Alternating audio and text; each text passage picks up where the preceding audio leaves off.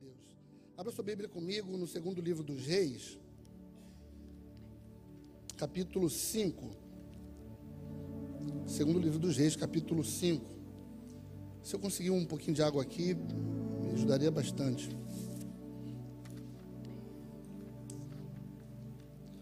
Como eu disse, essa é uma mensagem que eu chamaria de o princípio, o início do Evangelho, ou a primeira parte do Evangelho. Então, eu vejo que muitas pessoas, quando ouvem, por exemplo, um pregador falando sobre a justiça de Deus, falam assim, mas e a graça de Deus?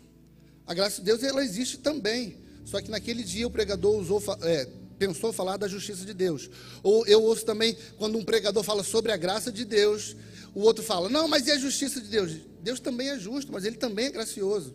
Então, é claro que não tem, e eu nem tenho capacidade de esgotar esse assunto aqui, então entenda você que já é um pouco mais maduro na fé, que isso é só a porta de entrada do Evangelho. Amém? Segundo livro dos Reis, capítulo 5, eu vou ler um texto um pouco mais extenso, não tenho esse costume, mas para que a gente fique bem por dentro da história. Segundo livro dos Reis, capítulo 5, a partir do primeiro verso, diz o seguinte: Naamã, comandante do exército do rei da Síria, era muito respeitado e honrado pelo seu senhor, pois por meio dele, nessa igreja, imagino que eu não vou falar errado, vou falar diferente. Falavam para mim, Danilo, você, para ser salvo, você primeiro precisa de Jesus. Jesus morreu pelos seus pecados, Jesus morreu no seu lugar. Eu falei, sim, amém. Mas você precisa, além de Jesus, você também precisa ser um dizimista fiel. Você precisa ser um ofertante, você precisa estar frequente nos cultos, você precisa fazer membresia na igreja, e aí você vai ser salvo. Então eu comecei a construir uma ideia de evangelho de salvação, sendo Jesus e mais uma coisa que eu tinha que fazer. Jesus e mais os dízimos, Jesus e mais a frequência nos cultos, Jesus e mais tantas coisas, Jesus e oração. E eu comecei a crescer ouvindo isso, entendendo isso, pensando dessa forma, mas lendo a Bíblia, entendendo um pouco mais, lendo outras pessoas, ouvindo outras pessoas, eu comecei a perceber que o Evangelho ou a porta para a salvação não é bem assim. Não é Jesus e mais alguma coisa, é só Jesus. Não é Jesus e oração, é só Jesus. Não é Jesus e mais o seu dízimo, é só Jesus. Não é Jesus e sua oferta, não é Jesus e sua frequência. A minha salvação, a nossa salvação depende unicamente, exclusivamente de Jesus.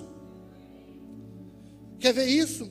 Bom, quando você lê Atos, capítulo 16, você encontra ali a história de Paulo e Silas presos, e eles estão orando e louvando ao Senhor perto da meia-noite. Existe um terremoto que abre em todas as celas, o carcereiro fica muito preocupado com aquilo, então ele quer se matar. E Paulo fala para ele, não se mate, não se mate. Atos capítulo 16, verso 30, é uma pergunta. Qual pergunta? O carcereiro falando. Então, o que eu tenho que fazer para ser salvo? Atos 16, capítulo 31, verso 31, aliás, é a resposta de Paulo. Crê no Senhor Jesus e será salvo tu e a tua casa. Crer no Senhor Jesus e será salvo você e sua casa. Note que Paulo não está falando, crê no Senhor Jesus, dê o dízimo, frequente a igreja e faça a membresia. Paulo está falando, crê no Senhor Jesus e será salvo você e sua casa. Mas pastor, talvez esse não seja um texto isolado, não. Por quê? Porque João capítulo 1, verso 11 e o verso 12 diz o quê? Ele veio para os que eram os seus. Quem? Jesus. Ele veio para os que eram os seus não receberam. Portanto, todo aquele que o recebeu, deu-lhes o direito de serem chamados filhos de Deus, a saber, aqueles que creem no seu nome. Ou seja, não tem crer no nome de Jesus e mais uma coisa, é apenas crer no nome de Jesus. Pastor, mas não é um texto isolado não, porque Efésios 2, 8 diz o seguinte, pela graça sois salvos mediante a fé. É pela graça mediante a fé, é pela graça mediante a fé, crê no Senhor Jesus e será salvo. Você quer ser filho de Deus? Crê no nome do Senhor Jesus, é simples. O Evangelho é simples. Você pode repetir isso? O Evangelho é simples. Essa é uma frase que meu pai falava o tempo todo e ainda fala. Inclusive ele falava, Danilo, o Evangelho é simples e radical. E é verdade.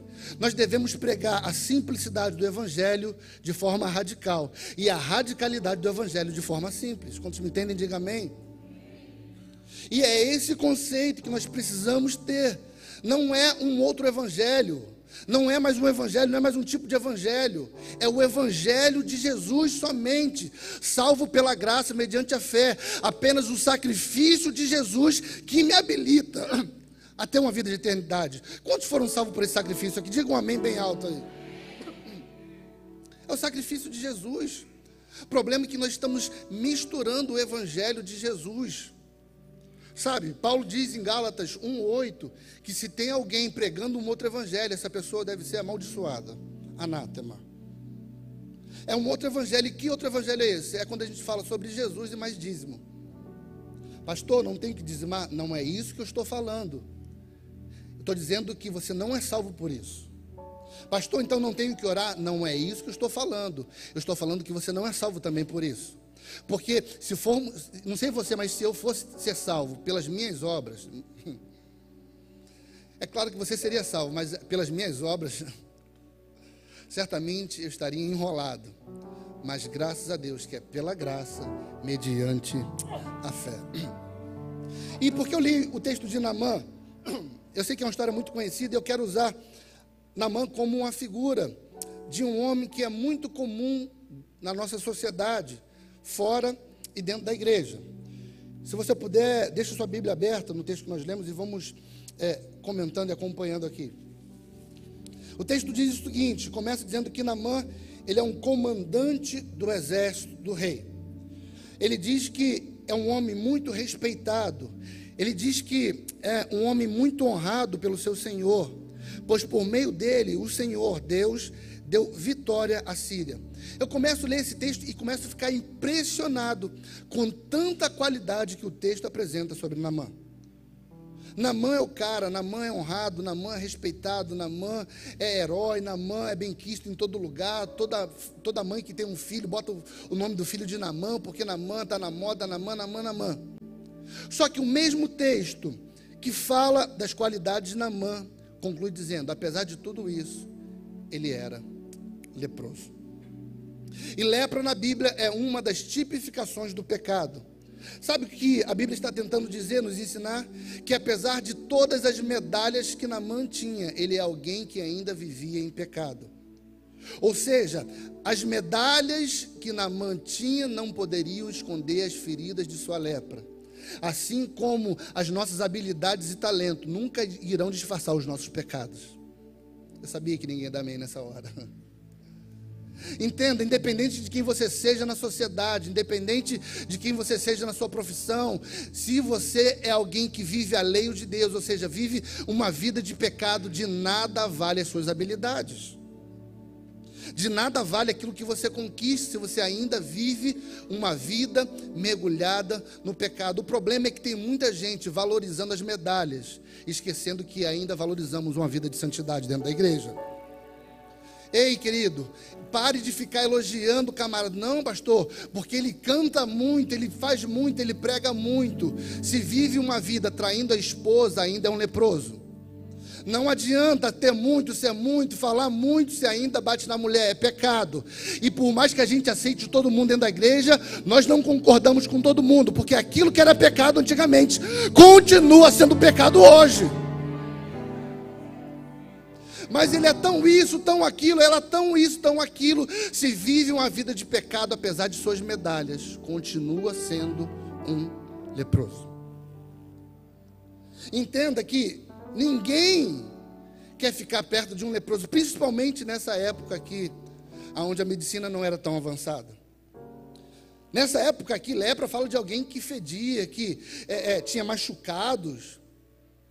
Porém, penso eu que a farda de Naamã cobria todas as suas lepras. E por onde ele passava, ele era uma pessoa benquista, bem falada. Por quê? Porque a sua farda cobria as suas lepras. Mas dentro de casa, as pessoas que moravam com ele sabiam de suas lepras. Querido, você pode brilhar para mim, você pode brilhar para a igreja, você pode brilhar no meio da sociedade, mas quem mora contigo sabe de suas lepras. Você está aí, diga amém. E o texto continua dizendo aqui, no verso 2, que agora na casa desse Naamã, desse general, existe uma menina que foi levada cativa, repita, cativa. Ela foi levada cativa como escrava para a casa desse general. E um dia essa menina está lá, talvez fazendo um serviço doméstico, e ela percebe que o seu patrão, na verdade o seu senhor, porque escravo não tem patrão, tem senhor, ela percebe que o seu senhor é alguém leproso. E quando ela vê a lepra do seu senhor, ela vai sugerir que ele pudesse visitar a sua terra natal, aonde ela foi criada, onde ela nasceu. E ela diz o seguinte: se o meu senhor fosse na minha terra natal, ele conheceria um profeta, e esse profeta poderia curá-lo da sua lepra. Me surpreende esse texto e a atitude dessa menina, porque eu quero que você redobre sua atenção, por gentileza. Essa menina, ela foi levada escrava, ou seja, ela vivia na sua terra, ela tinha os seus sonhos, ela tinha as suas perspectivas de vida, e agora vem um quartel, aliás, um exército, cujo o general desse exército é o próprio Naamã, e a rouba de sua família e leva para sua terra, para a Síria. E agora essa menina tem os seus sonhos interrompidos, tem a sua vida interrompida por conta de um homem, quem? O próprio Naamã. Naamã é quem comanda a guerra, Naamã é quem comanda a batalha que leva essa menina como escrava para a terra deles. Vocês me entendem? Digam amém.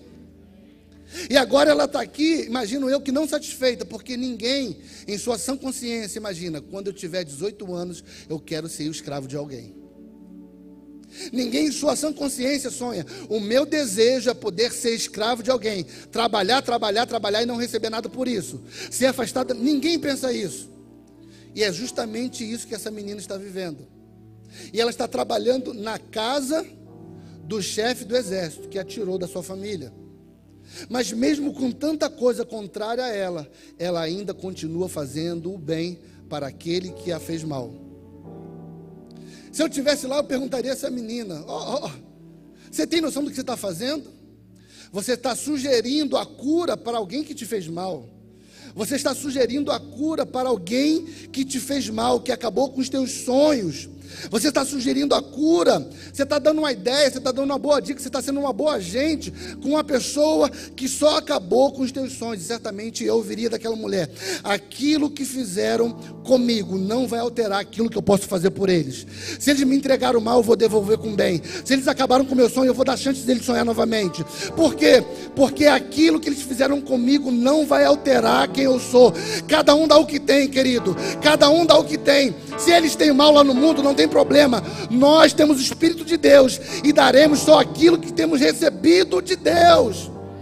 É como se essa menina soubesse ou lembrasse do texto de Deuteronômios, que é repetido em Romanos 12, quando Paulo está falando: ei, não retribua o mal com o mal, retribua o mal com o bem. Como? Se o teu inimigo tiver fome, dá de comer. Se ele tiver sede, dá de beber. Mas entenda, fazendo isso, você amontoará as brasas sobre a sua cabeça. Não se deixe vencer pelo mal, mas vença o mal com o bem. Eu sei que essa mensagem não é uma mensagem famosa, uma mensagem agradável aos ouvidos sempre. Como assim, pastor? Devolver com o bem aquele que me fez mal? Pois é. O evangelho é simples, mas é radical. Essa é a mensagem do evangelho. O evangelho é simples, mas é radical. Você está aí, diga amém. Essa menina está falando: se o meu Senhor conhecesse um profeta que tem lá na minha terra, esse profeta poderia curá-lo. Naamã agora ouve aquela situação, ouve aquela notícia e se empolga. Aliás, quem não se empolgaria com a notícia da cura de uma lepra, algo que naquele tempo era praticamente impossível de ser resolvido pelos métodos humanos? Naamã, ele se empolga com a notícia, e o verso 5 vai dizer que ele vai levar consigo até essa terra 350 quilos de prata, 72 quilos de ouro, 10 mudas de roupas finas. Traduzindo, ele está falando, eu vou numa terra nova, pedir uma cura, eu tenho que levar dinheiro. É para ser curado? Ah, então tem que levar muito dinheiro. Aí diz o texto que ele está levando ouro, prata e roupa fina. Eu não sei se ele ligou para o gerente dele e falou assim, ó, eu vou passar daqui a pouco aí, para sacar 500 mil reais em espécie. E depois disso, ainda vai passar na melhor loja de roupa, sei lá, na Armani, em algum lugar, para comprar ternos novos, porque ele quer impressionar, ele quer de alguma forma dar alguma coisa em troca da sua cura. Ele está preparando para ir até o lugar da sua cura, ele está levando muito dinheiro, ele está levando roupas finas para ser curado. E grave bem isso na sua mente, que você vai entender lá na frente, o porquê Deus está enfatizando isso. Ele vai agora até Israel, e chegando em Israel, ele não vai ao profeta direto, ele vai até o rei de Israel. E verso 7 diz o seguinte: assim que o rei de Israel leu a carta que Naamã tinha consigo, ele rasgou as suas vestes e disse: por acaso sou Deus capaz de conceder vida ou morte? Ei, olhe para cá. O rei de Israel, ele está preocupadíssimo. Por quê? Porque o rei da Síria mandou uma carta junto com Naamã, falando o seguinte: cura ele. Cura o meu general. E o rei está preocupado. Por quê? Porque apesar de ser rei, ele não tinha o poder de curar ninguém. Apesar de tanta honra que o rei de Israel tinha, ele não tinha o poder de curar ninguém. Mas tu não é rei? Sim, eu sou rei. Mas você não tem coroa? Sim. Mas você não vive no palácio? Pois é. Apesar de tanta fama, eu não posso curar ninguém. Apesar de tanta fama, eu não tenho poder. Deus não me concedeu esse poder. E o que eu vejo tantas pessoas nos dias de hoje, se gabando da fama que tem, dos palácios que tem, das coroas que tem, da visibilidade que tem, mas você pede para expulsar um demônio e fala assim: ih, rapaz, mas você não é um pregador famoso, sou? Então ora aqui para que o demônio seja expulsado. Não, meu negócio é mais com a visibilidade mesmo. Isso aí, tu não é rei? Sou.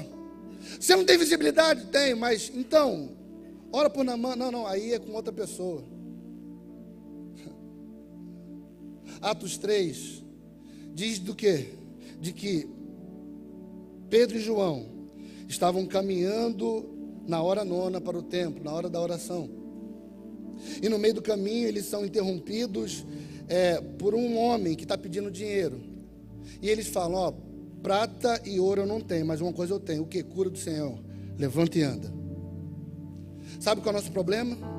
É que hoje, nos nossos dias, muitas das vezes a gente não pode mais falar que não temos prata e ouro, porque temos. Nós temos prata e ouro, diferente de Pedro e João, só perdemos a capacidade de falar levanta e anda.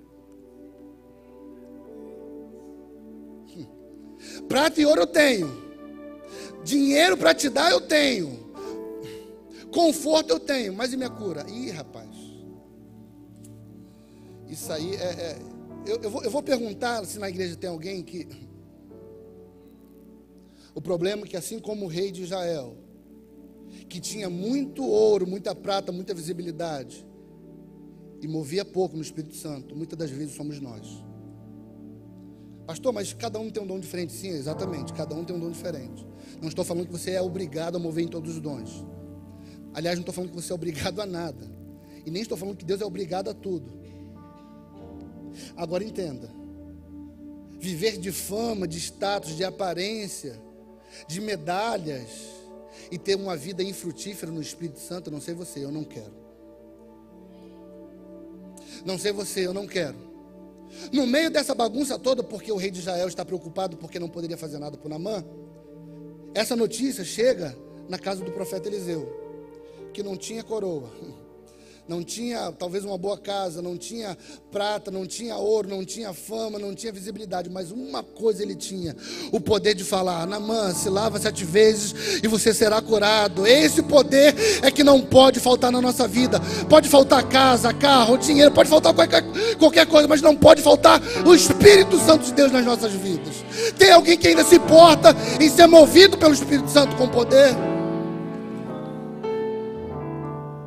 As nossas campanhas são cheias de pessoas pedindo o quê? Prata, ouro, tudo isso.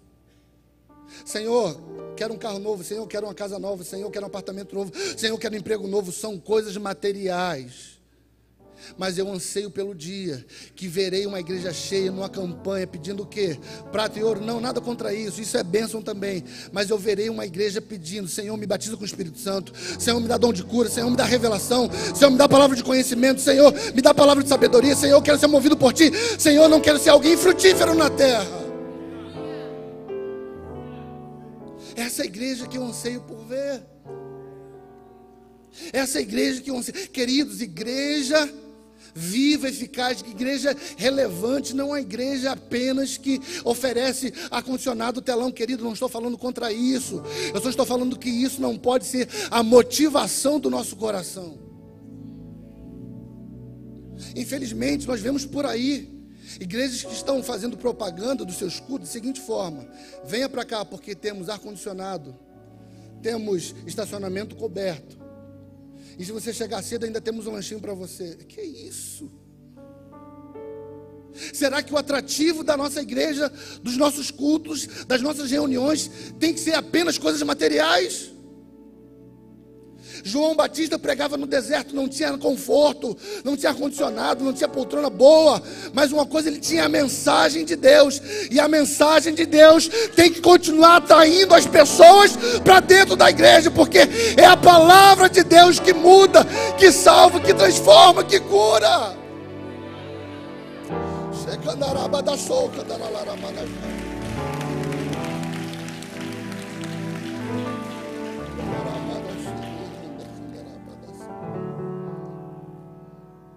Eliseu está falando: Ei, não se preocupa não, você está com o texto aberto?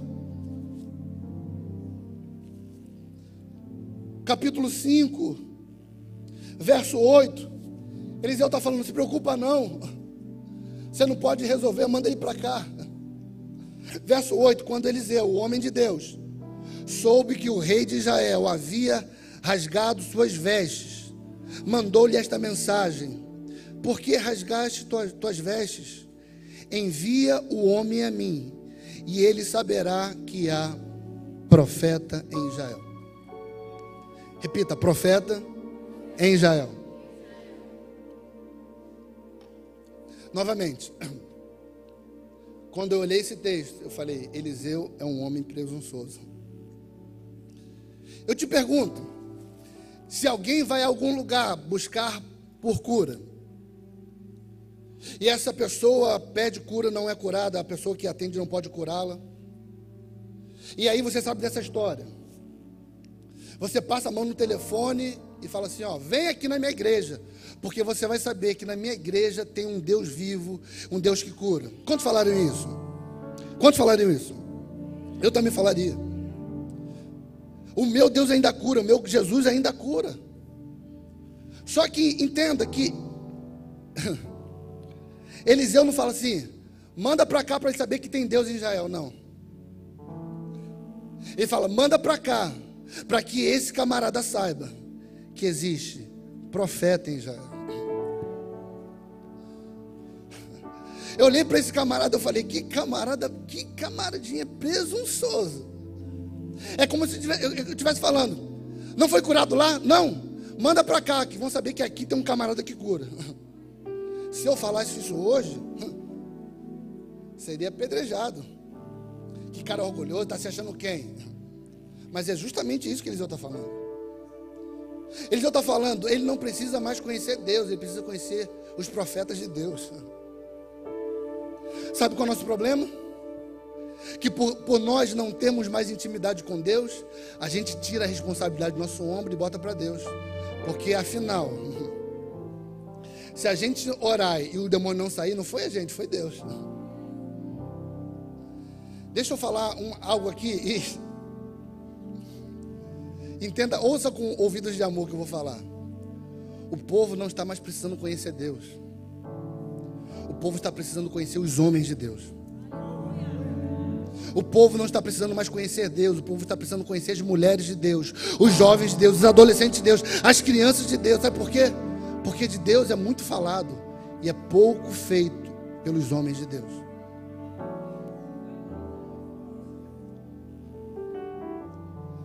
A gente transfere o tempo todo. A gente não, desculpa. Só eu que transfiro o tempo todo a responsabilidade para Deus. Porque a gente fala, quem nunca orou assim? Senhor, dá comida para aqueles que não têm, Senhor. Visita os hospitais, Senhor. Senhor, leva a tua palavra àqueles que não conhecem ainda. Deus está falando assim, eu? Jesus em Marcos 16 está falando, ide. A gente está falando assim, ide não, vai você, Jesus. Senhor, visita as pessoas que não têm o que comer. Eles falam, Senhor, visita os hospitais, Não, meu filho.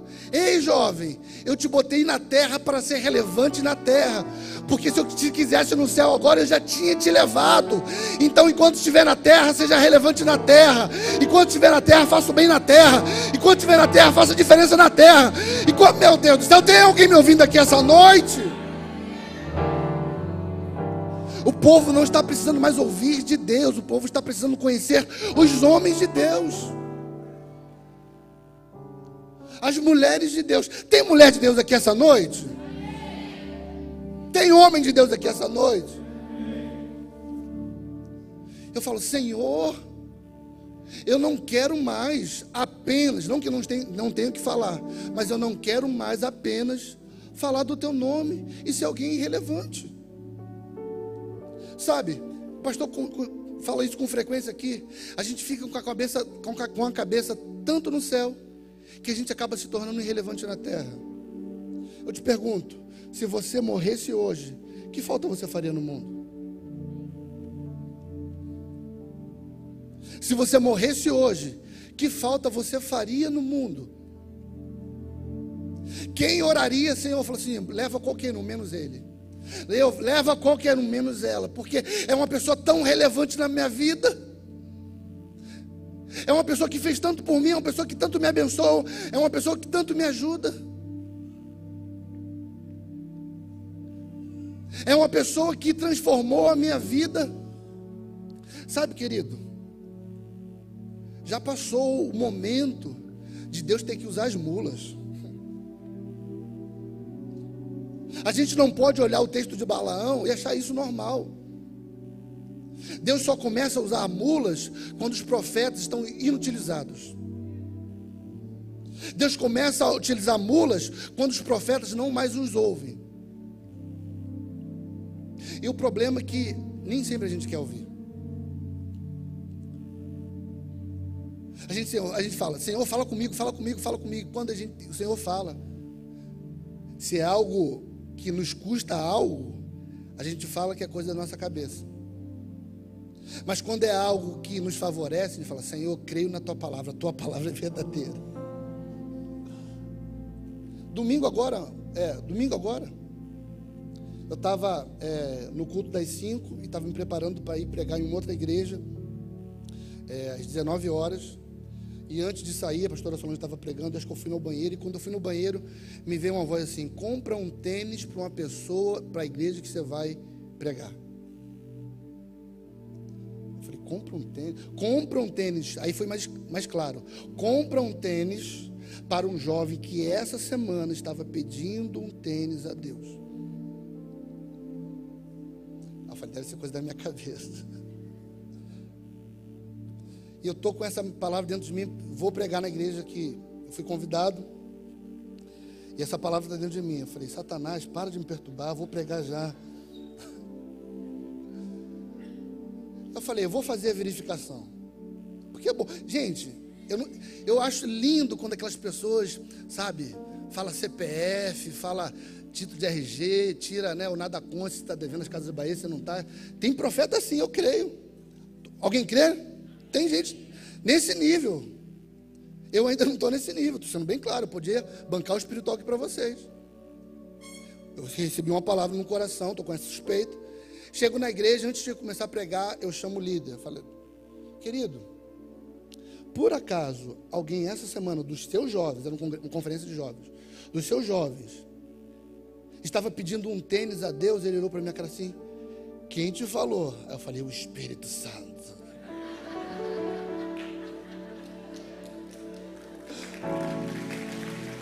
Aí eu tive que tirar uma onda. Estava perturbado com essa mensagem a tarde toda, poxa. Mas o que eu quero dizer com isso? Eu quero dizer com isso que nós temos que estar sensíveis para ouvir e obedecer à voz do Espírito. Sabe por que muitas das vezes nós não podemos falar? Vem aqui que tem profeta em Israel, vem aqui que tem crente de verdade, que ora, porque nós não estamos mais sensíveis à voz do Espírito Santo. Eliseu está falando. Manda ele vir aqui, rei, que ele vai saber que tem profeta em Israel. Naamã vai até lá. E agora esse Eliseu é muito marrentinho, cara. Ele recebe uma autoridade. Ele recebe uma autoridade na sua casa. O camarada certamente estava carregado de pessoas fazendo a segurança dele, de batedores, de uma porção de gente. E além disso, o camarada estava com muito dinheiro. Repita, muito dinheiro. Muito dinheiro. Aqueles que falarem bem vão ganhar muito dinheiro. Muito dinheiro. Aí vocês falam, né?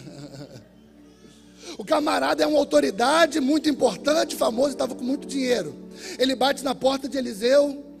Eliseu nem sequer atende o rapaz. Manda um jovem. Fala assim, vai ver quem me perturba. Pois não, senhor. Não, é que não sei se o rei ligou para Eliseu. É que eu sou Naamã, o general lá da Síria e tudo mais. Não, sim, eu te conheço, mas posso te ajudar? Não, porque mandaram vir aqui, acho que tem uma oração, tem um culto no coro de lepra, uma parada assim que me falaram. Ah, tá, peraí.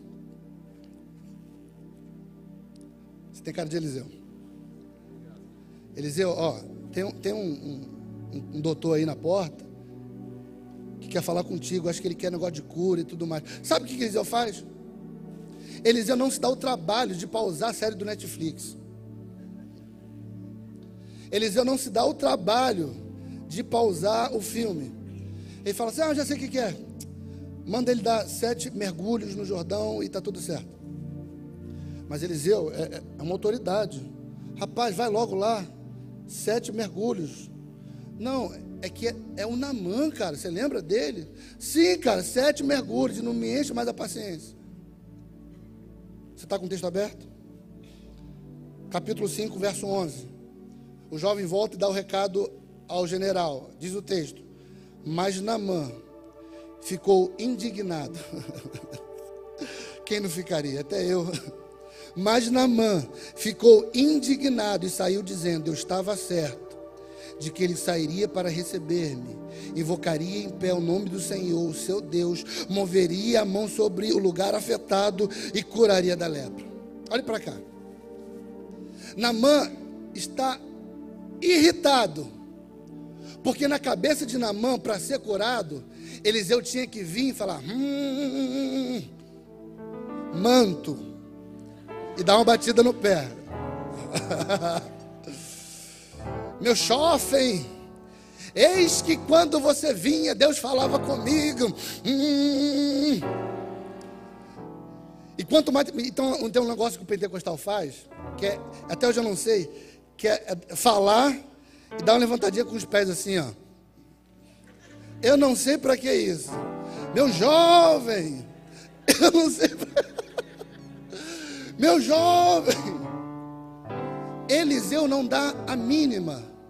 E o general bonzão está totalmente irritado, chateado, porque Eliseu só liberou uma palavra. Manda ele dar 7 mergulhos e está resolvido. Mas como assim? Querido, entenda algo. Naamã poderia ser uma grande autoridade na sociedade, mas no mundo do espírito a autoridade era Eliseu. Eu falo isso com o pastor e fico às vezes rindo com ele, brincando. Falei, pastor, você viu quem veio na nossa igreja hoje? Ele vi. Pô, fulano é influente, ele é.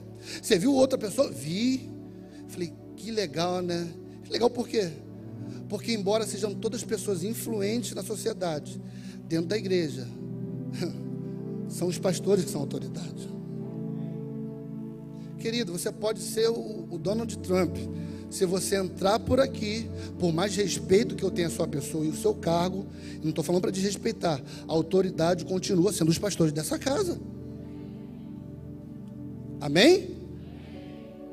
Entenda, se amanhã o pastor Emerson, a pastora Fernanda, ordenar um menino de 18 anos a pastor, ele é autoridade sobre a sua vida, por mais que você tenha 60. E abre um parênteses aqui, eu acho que a gente tem que voltar a reconhecer as autoridades espirituais que Deus tem estabelecido sobre a sua igreja. Sabe, não estou falando sobre peso de julgo que era antigamente, que você tratava a pessoa como um Deus. Não, Deus só há um. Mas a Bíblia diz que foi Jesus quem deu à sua igreja pastores, profetas, evangelistas, mestres.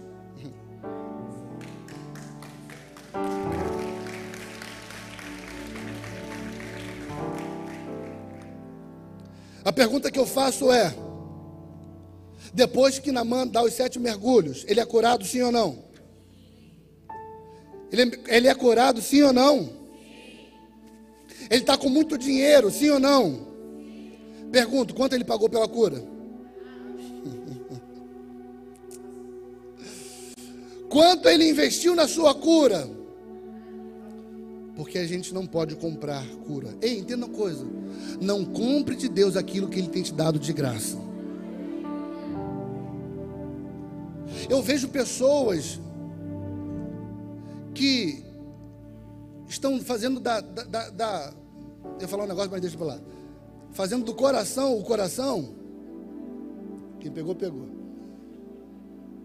Para comprar bênção. E com todo respeito, se você é alguém que já fez isso, eu tenho respeito a você, mas eu preciso ter compromisso com a palavra. Eu vejo pessoas falando, eu fui curado. É mesmo? Por quê? Porque eu subi não sei quantas escadas de joelho. Eu falei, não foi o seu sacrifício que trouxe a cura, foi o sangue de Jesus. Não, porque eu andei a pé até a igreja de não sei de onde. Não foi a sua caminhada. Você pode até ter emagrecido, cansado e estragado o tênis, mas foi o sangue de Jesus. Ah não, porque eu fui curado do câncer, Jesus. Eu ganhei uma casa, Jesus. A porta se abriu, Jesus. Meu filho voltou para a igreja. Tudo é Jesus. Não nos defina por aquilo que você tem visto na televisão por aí. Não nos defina por aquilo que você tem assistido por aí. É a graça, é o sangue. A Bíblia diz que Deus, Ele é rico em misericórdia. E se não fosse essa graça, essa misericórdia, de nada valia, de nada adiantaria. Porque é tudo para Ele, por Ele. Jesus, unicamente Jesus. É por isso que eu convidei as pessoas, não sei se veio, que só assiste os cultos evangélicos pela televisão. Se estão pregando um outro evangelho por aí, Jesus e mais alguma coisa, não é o evangelho da Bíblia. Naamã não pagou nada por sua cura. A mulher do fluxo de sangue, ela foi curada quando tocou em Jesus. Quanto ela pagou? Quanto ela pagou? O cego Bartimeu é curado da sua visão. Quanto ele pagou? Existe um paralítico há 38 anos, Jesus o cura. Quanto ele pagou? Nada. Pastor, então eu não tenho que pagar nada? Qual é o sacrifício? Qual é a dificuldade na caminhada do evangelho?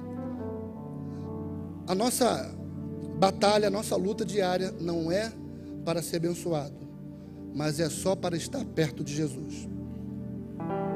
Porque para estar perto de Jesus, aí sim nós teremos que pagar um preço. A mulher do fluxo de sangue não pagou nada, mas ela teve que se esforçar para chegar até Jesus. E por que eu digo que nós temos que esforçar e pagar um tal do preço? O que é preço? Quando eu falo preço, não estou falando de valor monetário, estou falando de esforço, sacrifício, empenho. Porque o inimigo a todo tempo tenta nos roubar do caminho, tenta nos tirar do foco de Jesus. E o problema é que estamos dando muita atenção às coisas que o inimigo tem colocado no nosso caminho e esquecido do alvo, que é Jesus. Tem uma frase de um pastor que eu gosto muito, que nós gostamos muito, que ele diz o seguinte: a coisa principal é fazer da coisa principal a coisa principal. Profundo, né? Vou até repetir para você. A coisa principal é fazer da coisa principal a coisa principal. A coisa principal é fazer da coisa principal, que é Jesus, a coisa principal. O problema é que o inimigo, ele tem dado coisas a gente no meio do caminho e a gente começa a se interessar por aquilo que não é o principal. Dia 12 de outubro, fechei a Bíblia. O povo gosta, o pastor já fechou a Bíblia, vai acabar já. Já estou acabando, gente. 12 de outubro, dia das crianças. Saí com o Pedro para passear, para brincar com ele. E o Pedro estava pedindo um boneco que ele queria e tudo mais. Eu comprei o boneco dele. E nos divertimos o dia todo. Eu, ele e Rebeca, brincamos o dia todo. Voltamos à noite para casa. E chegando à noite em casa, o meu sogro liga, falando assim: Danilo, acho que ligou para a Rebeca, passa com o Pedro depois aqui, porque eu comprei um presente para ele. E era um patinete que o meu sogro comprou para o Pedro. Falei: sogro, hoje já não dá, amanhã a gente passa aí. No dia seguinte a gente passou lá. Deixei Rebeca, saí para o meu compromisso, e Rebeca ficou com o Pedro lá. Chegando em casa, a Rebeca me contou o que eu vou falar agora. Por isso que eu sei. A Pedro sobe para o apartamento do meu sogro, e chegando lá, meu sogro mostra o patinete para ele. Ele fica encantado com o patinete. Uau, o patinete que eu queria, o patinete do Hulk e tudo mais. E que maneiro, que maneiro. Em determinado momento, o Pedro some e o patinete continua lá. O povo fica preocupado, vai procurar o Pedro. O Pedro está agarrado, irmão, apaixonado pelo patinete, não, pelo embrulho do patinete. Ele está chapado pelo embrulho. Pedro, patinete. Não. Essa caixa é mais legal. Essa caixa tem mais cores. Essa caixa brilha mais. Eu falei: abençoado, por que tu não falou que queria a caixa antes? Só gastava R$8. Só gastava R$8. Ele está abraçado, amando a caixa, o embrulho. Eu pergunto para você: o que vale mais, o patinete ou o embrulho?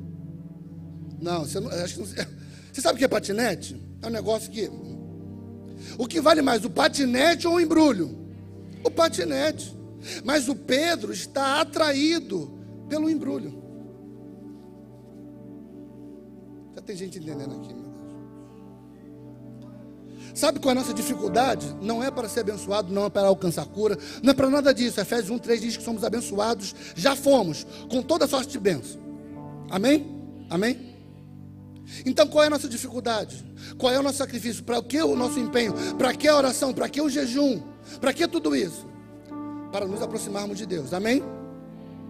Porque nesse caminho Satanás tem dado embrulhos para a gente. E assim como Pedro, nós estamos esquecendo do presente principal. Estamos agarrados em embrulhos que não valem nada.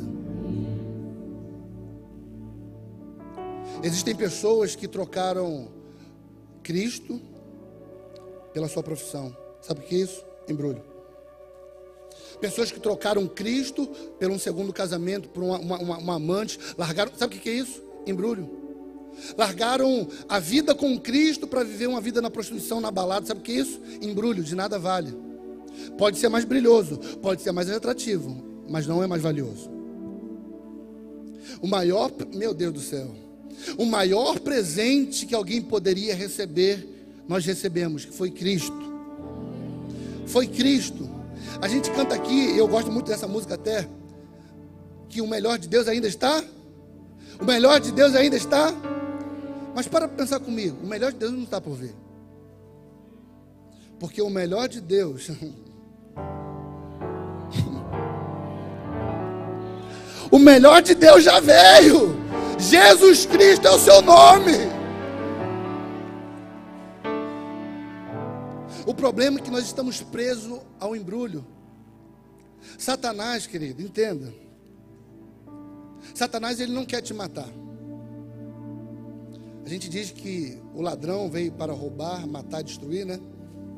Mas depois eu te convido a olhar João 10:10 com mais calma e saber quem é o ladrão ali. Um parênteses. Mas deixa eu falar. Satanás não quer te matar. Sabe por quê? Porque se ele te mata, você está no céu. Satanás não quer te matar. Porque se ele te mata, você está no céu, você está salvo. Satanás só quer perturbar a tua vida aqui na terra, para que ao invés de você vá para o céu, você traga um inferno para a terra. Ele só quer fazer da sua vida um inferno. E sabe como ele faz isso? Te dando embrulhos, te dando cachos. Brilha muito, chama atenção. Aí você bobinho, eu bobinho, nós bobinhos, a gente se agarra no embrulho e esquece do presente principal. O evangelho é muito simples. Crê no Senhor Jesus e será salvo você e a sua casa. Fique de pé no seu lugar.